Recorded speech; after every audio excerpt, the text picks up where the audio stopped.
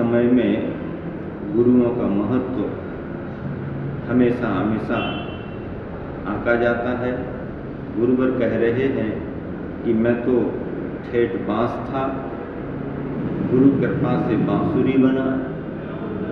तो गुरुवर अपने लिए कह रहे मैं बांसुरी बना, अरे वो बांसुरी क्या बने, उन्होंने भी तो ठेठ बांसों को बांसुरी बनाया है।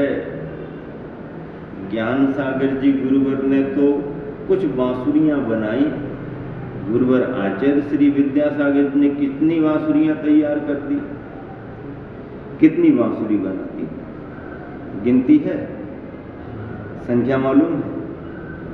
कौन संख्या अगर याद रखे, किसको पता। होलसेल काम है गुरुवर का, तो रिटेल काउंटर थोड़ी है, होलसेल में काम चलता है। दुकान खुली तो खुली, बंद तो बंद। अब बंद है तो बंद है, और जब खुलेगी तो एक साथ चलो आ जाओ, बैठ जाओ, किस किस को क्या क्या करना है, चल रहा है।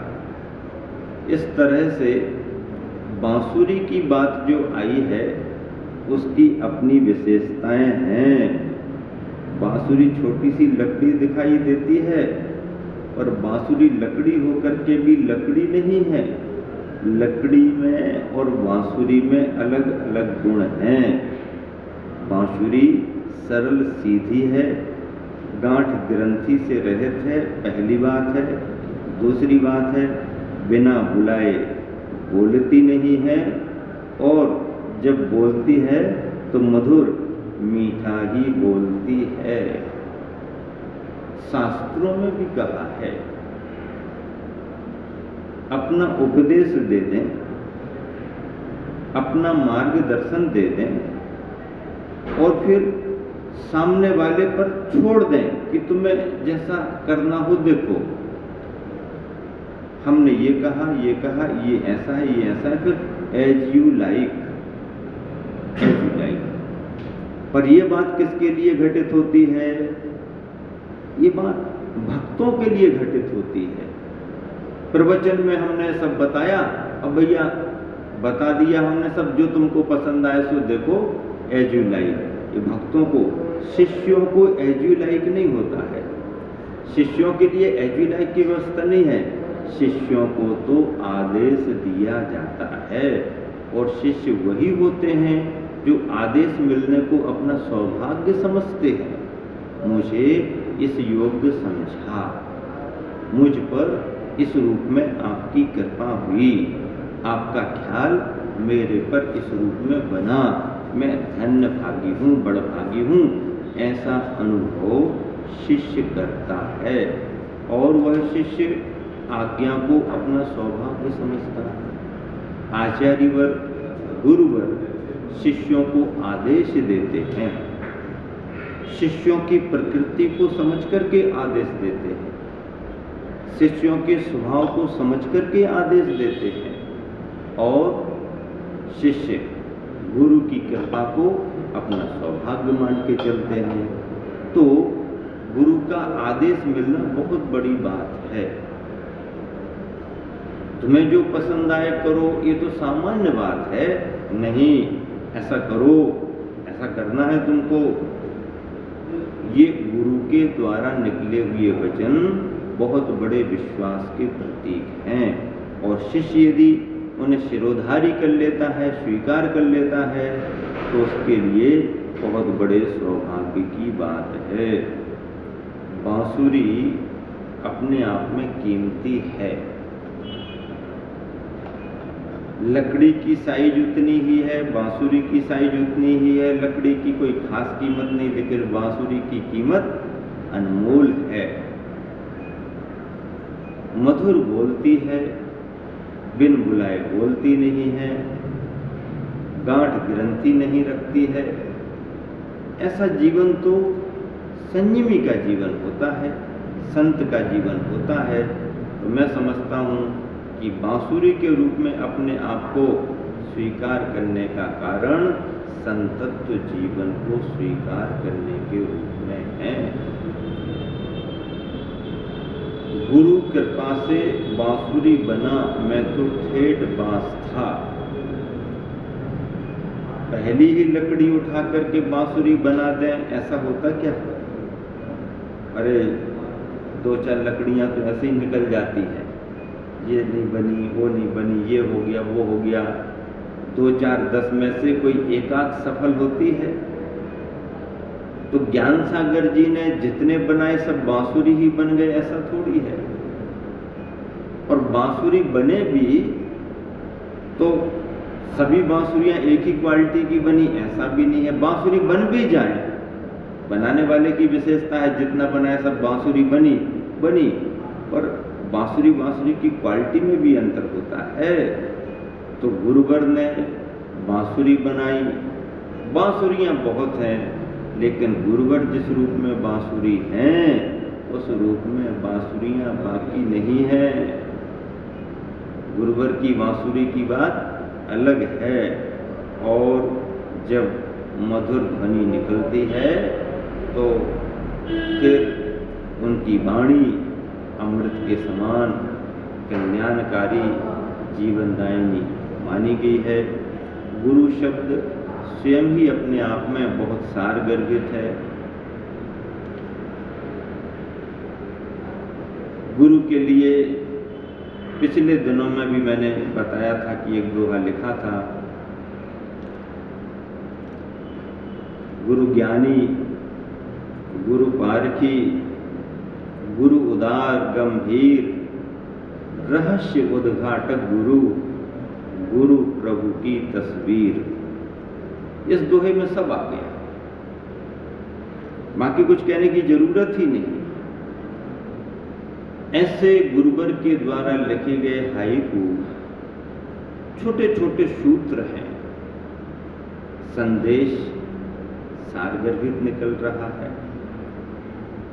सूत्र वही होते हैं जिसमें शब्द सीमित होते हैं, अर्थ जितना निकालो उतना ही निकलता जाता है। अर्थ गांभीर्य सूत्रों में होता है, और ऐसे अर्थ गांभीर्य सूत्रों को लेकर के ये हाइकू आप सबके बीच में रखे जा रहे हैं। गुरु कृपा से बांसुरी बना, मैं तो ठेठ बांस था। ऐसा भाव आना अपने आप में शिष्य की बहुत बड़े समर्पण का भाव प्रकट करता है। इतनी लघुता का भाव अपने गुरुवर के प्रति, इतनी विनम्रता का भाव अपने गुरुवर के प्रति, ये शिष्य की महानता है। अपने गुरु को इतना इतना इतना अधिक सम्मान देना, ये शिष्य की अपनी अपनी विशेषता है, उसकी अपनी भावना है। गुरुवर ने अपने गुरुवर के प्रति जो किया है वह किसी से छिपा हुआ नहीं है। एक वयोवृद्ध गुरु और मुनि के प्रति इतनी सेवा की भावना, इतनी समर्पण की भावना सचमुच ही इस कलिकाल पंचम काल का एक अद्भुत उदाहरण है।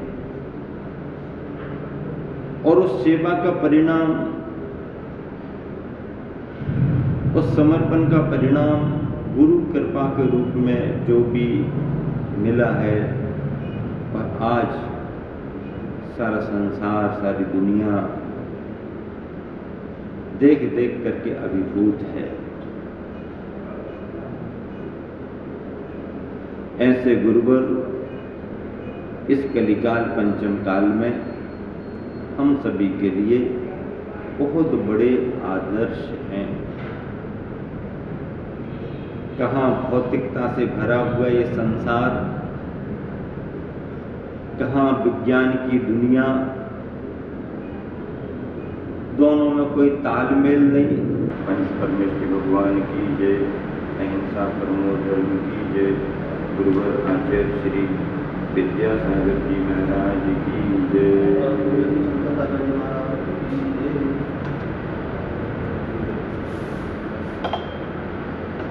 सूत्रम सूचन कम्मतम। सूत्र सूचना देने वाले होते हैं। सूत्रों में कई बात का विस्तार किया जाता है। हाइकु कविता भी सूत्र के रूप में ही है। और आज का सूत्र है, कहो ना सहो, सही परीक्षा यही, आपे में रहो। कहो ना सहो, सही परीक्षा यही, आपे में रहो। शब्द सीमित हैं, भाव गांभीर्य अपने आप में अद्भुत है। पहली पंक्ति में कहा गया, कहो न सहो। कहो न सहो, सहन करो।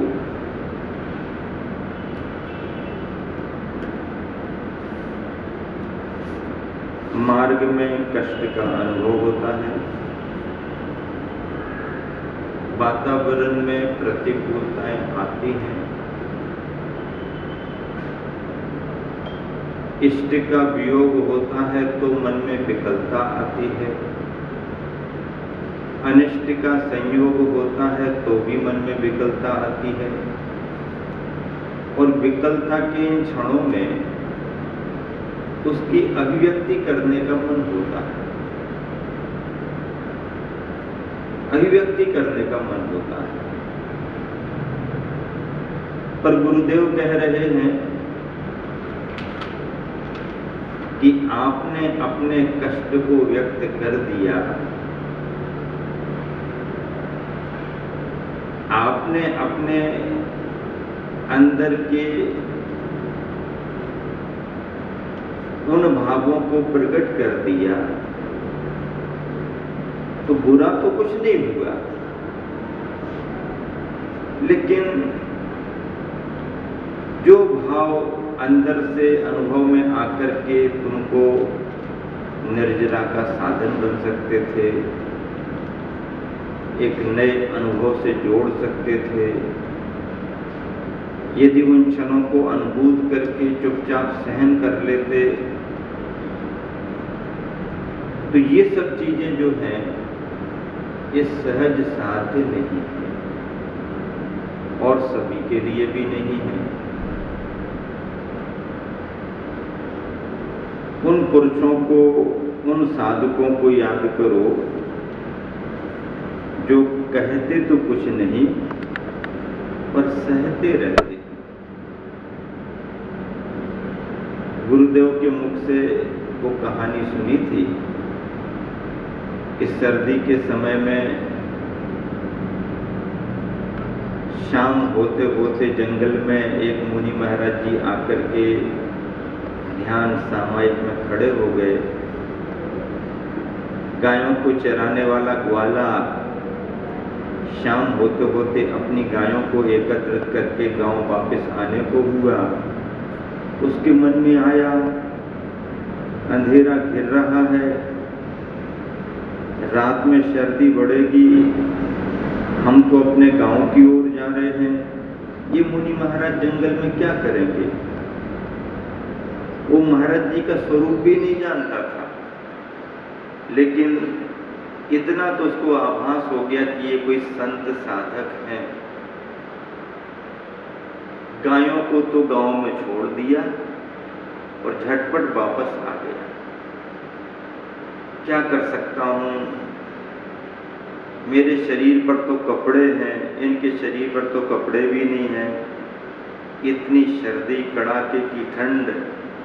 और वो ग्वाला जो मुनि के वास्तविक स्वरूप को नहीं जानता था, लेकिन फिर भी श्रद्धा से इतना भर गया कि देखो इतना निरपेक्ष अपनी साधना में लगे हैं, ध्यान करते रहे महाराज। ग्वाला अपनी भावना से रात में जो इंतजाम कर सका, लकड़ियाँ ला करके थोड़ी थोड़ी ऊष्मा उसने की, अग्नि जला जला करके, महाराज जी को इससे कोई लेना देना नहीं। रात निकल गई, ग्वाला इस बात के लिए खुश कि हमने कुछ ऐसे तपस्वी के लिए किया। तपस्वी इन सब बातों से अनभिज्ञ, कोई प्रयोजन भी नहीं। तुमने किया है, बहुत अच्छा किया है, नहीं करते तो गड़बड़ हो जाता, ये कोई भाव नहीं। और सुबह जब उनका योग पूरा हुआ तो ग्वाले ने श्रद्धा से भर करके नमस्कार किया। मुनिराज की नजर ग्वाले पर पड़ी, नमो अरिहंताणम कहा और आकाश मार्ग से गए। कुछ कहा नहीं, सहा सब कुछ। सर्दी सहेली, कुछ बताने का भाव नहीं हुआ। कोई आकर के कुछ अपशब्द भी कह दे, कोई आकर के प्रतिकार भी कर दे, कोई आकर के उपसर्ग भी कर दे, तो भी कुछ बताने का भाव नहीं। अभी हम लोग मूलाचार पढ़ रहे हैं, द्वितीय पार्ट में अनगार भावना का प्रकरण चल रहा है। एक एक दिन हम लोग स्वाध्याय करते हैं, प्रतिदिन वाचना होती है। मैं पढ़ता हूँ, एलक जी वाचना करते हैं, गोनू भैया वाचना करते हैं, विकास भैया वाचना करते हैं। तो वाचना चल रही है, गाथा का उच्चारण करते हैं, संस्कृत की टीका लगाते हैं। मूलाचार जैसे महान ग्रंथ का स्वाध्याय खाते गांव के ग्रीष्म काल में चल रहा है। पता ही नहीं चल रहा कि बाहर क्या हो रहा है। देश दुनिया में सब लॉकडाउन चल रहा है, लॉकडाउन तो यहाँ भी चल रहा है, पर अपना स्वाध्याय, अपनी चर्या निरंतर चल रही है।